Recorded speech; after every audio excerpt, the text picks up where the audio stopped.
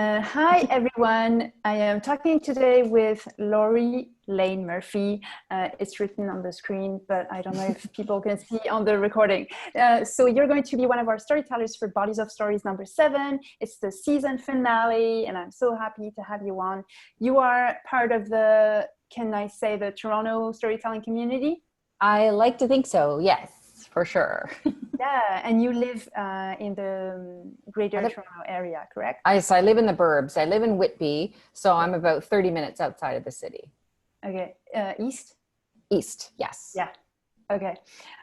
So can you tell us a bit about your story with storytelling? So when was the first time you told a story on stage and why? Okay, so I have always wanted to be on the stage in some way. And I wasn't sure exactly, coming from a background of a public speaker, because that's what I did corporately. So I was always up and facilitating and speaking and doing all this kind of stuff, which I love to do, but I thought there's got to be a way to make this more meaningful, maybe to share things that are more impactful for people and just not always business related. So in 2015, I participated in solo theater, which is an amazing endeavor by Tracy Aaron Smith, who is a Toronto storyteller, story teacher, storyteller extraordinaire, actually. And I did her workshop a couple of times, and through that, crafted a couple of my first stories. And then that summer, I jumped on stage at Dare Storytelling and Confabulation, which is now Replay, and started doing several shows around the city, and really got a taste for it. And really, mostly I got a taste for it because people would come and talk to me after the story, and you would get to hear not only what people thought, but also their stories that related to my story. Yeah. And that's why I do it, because I'm nosy. I'm nosy, and I like to know what other people are all about. So that's what I've been doing. I think you're saying you're nosy, but like it's just so nice to see that our stories connect with other people, and that we're not alone. It's what it is. Totally. And they're not alone, and they are grateful that you told your story. So yeah. Totally. Yeah, no, it's fun. And let's not forget, like, it's just fun to be able to do it and have the opportunity to do it, and encourage other people to do it. Like you said, storytelling is for everybody. There's really no special skill set other than the desire to tell the story. Yeah. And like for every show, like the producer helps you shape your story. Like you're not just all alone. I think it's the thing that struck me when I went to a storytelling show for the first time, which was not long ago, a bit over 2 years ago, I think, in Montreal. Is that you don't have to be anyone else than who you are, with all your quirks and the good, the bad, the ugly, and it can be entertaining as long as you shape it into a story for people to hear. I think we all have the raw material, right? We all have the raw material, and like you said, if you get a really good producer who is interested enough to help you get that beginning, middle, and end, what's at stake, what's the hook, what any of those sort of I think what's great about working with a producer is you find from a different perspective, what are the most impactful parts of that story, to make sure that in your 5 minutes, 6 minutes, 8 minutes, that the story is the best that it can be. The highlights are there, so that when you get off the stage, you're able to say, shoot, that's exactly how I wanted it to go. Or sometimes it doesn't go exactly as you wanted it to go, and kind of where you need to polish for next time. So it's so good to be able to work with somebody through that. You're not alone, definitely. But like the idea is for people to think that you didn't work on it, and that you're just like do you want to hear a pet peeve of mine? for sure. Don't go to a storytelling show with your notes. Try to leave your piece of paper on your chair, or don't bring it at all, because I think what we got to encourage people to trust themselves more. Like, this is your story, you know it. Yeah. Try not to script it out, because that's when it's really organic and really meaningful. And I think the audience gets the biggest kick out of it. Like you said, when you are, it feels like you're just telling it around a kitchen table. Yeah, exactly.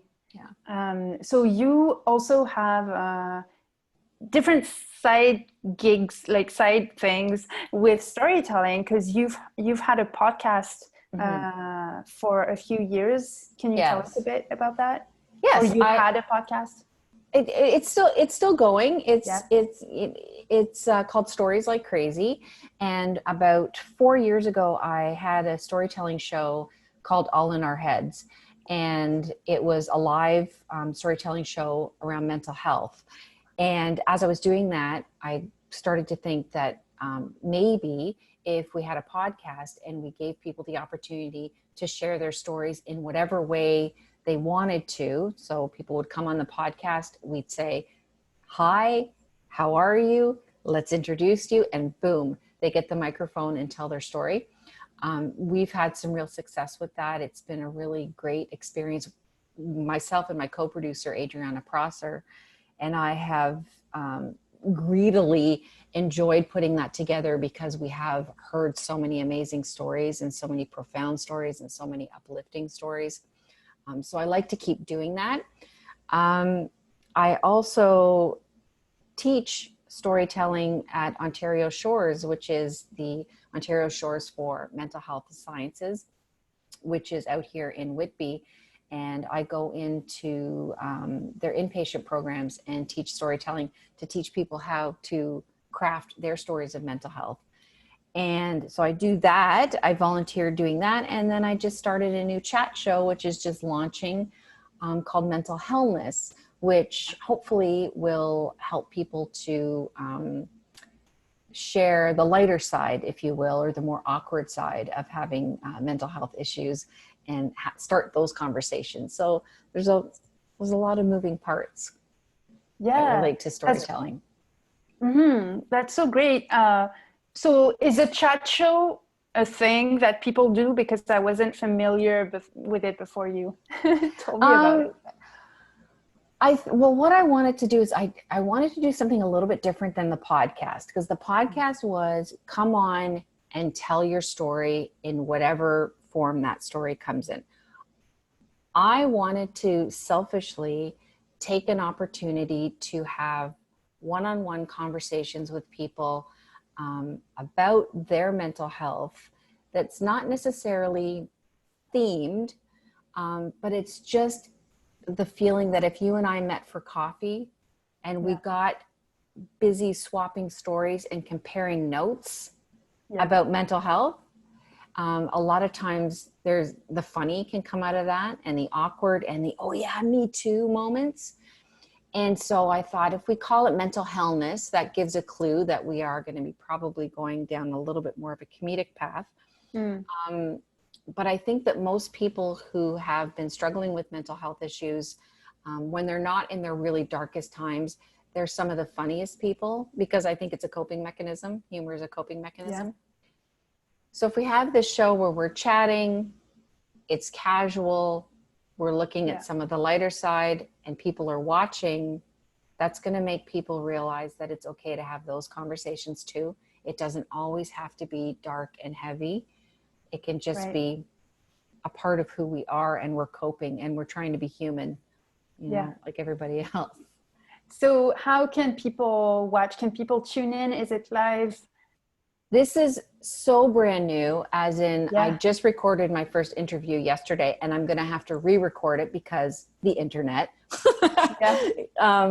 So what people are going to be able to see is, if you look on my Facebook, Lori Lane Murphy, there will be coming soon promos for it, and it will be on my YouTube. So there will be ways that I will share it, and people will be able to catch it, and hopefully it'll become a weekly endeavor. But like I say, we're just at the starting gate right now. Yeah. Oh, that's great. Congratulations. Thank you. I'll put the links down below. And so is it just with one person every time? Yeah. Just a one-on-one chat. Yep. Okay, cool. Yeah. Maybe I'll be on it one day. I hope you will. I hope you will. It'll be great. It'll be so fun. It'll be fun. That's the main thing about mental illness is let's make it a good time. Cool. I love the concept, honestly. Thank you. And you've gotten because you put out the word on Facebook, saying, if I did this, would you guys be on board? And there was such a great boom.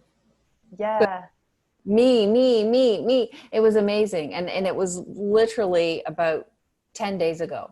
I just put it up and said, if I were to do this, would you guys want to guest on it? And on my wall exploded, and in my private messages, just tell me when I can do this and I'll do it. And that just tells you that there's a real appetite to connect, because mental illness, mental health disorders, whatever you want to call it, mental health issues in general, can be really lonely for people.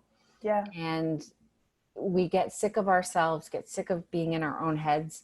And wow, if we get an opportunity to share some of this and banter back and forth with somebody else who can relate, I think we can really provide a service for people. I think. Yeah, absolutely. Yeah. Cool. Well, I'm so glad to have you on the show. It's going to be on July 12th at 1 p.m. Eastern Standard Time. The reason why I'm doing it in the middle of the day is because I'm from Europe. I'm from France. And so I want my friends and my family to be able to tune in if they want.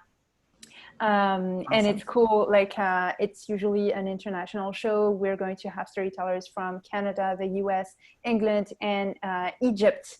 Amazing.